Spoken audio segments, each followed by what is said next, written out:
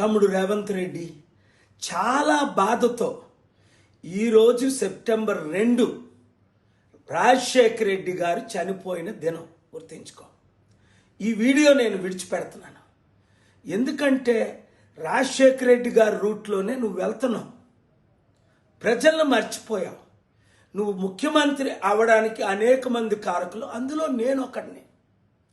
మీరు రాజకీయ లబ్ధి కొరకు ప్రజలను మర్చిపోయి, మహిళలను మర్చిపోయి, నిరుద్యోగులను మర్చిపోయి, రైతులను మర్చిపోయి, రాష్ట్రం అంతా మునిగిపోతుంటే వారిని పట్టించుకోకుండా నువ్వు ఎక్కడో కేరళ, బీహార్ పొలిటికల్ క్యాంపెయిన్, డబ్బు సంపాదించడం, డబ్బు ఖర్చు పెట్టడం అదే జరుగుతుంది. నీకు కూడా ఆ విషయం తెలుసు.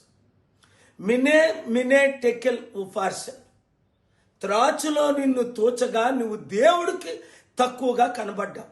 నువ్వే కాదు, మీ మంత్రులు కూడా హెలికాప్టర్లో తిరిగే మొక్కలా ఈ ప్రజల డబ్బు 100,000 కోట్లు వేస్ట్ చేస్తూ తిండి లేక మలమలం ఆడిపోతుంటే మన తెలంగాణ బిడ్డలు, వీళ్ళేమో ముఖ్యమంత్రులు అంటే హెలికాప్టర్లో. మీరందరూ పొలిటికల్గా పుట్టక ముందే మీ సోనియా గాంధీ పెద్ద వారందరూ నా హెలికాప్టర్లు వాడారు 30 సంవత్సరాల క్రిందట ఫ్రీగా.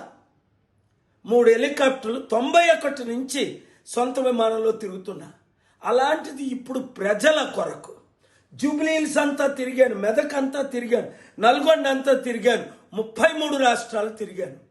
కన్నీరు కన్నీరు కన్నీరు. రా, కలిసి పని చేద్దాం.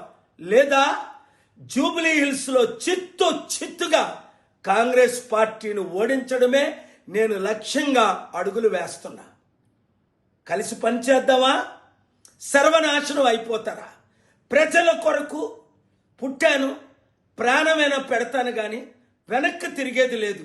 మీడియా చిత్తశుద్ధి ఉన్న ప్రతి ఒక్కరు 10 లక్షల కోట్లు అప్పు తీరాలన్న వారందరూ, ఎడ్యుకేటెడ్ అందరూ బయటికి రండి, యూత్ బయటికి రండి, నిరుద్యోగులు బయటికి రండి, నాతో కలవండి.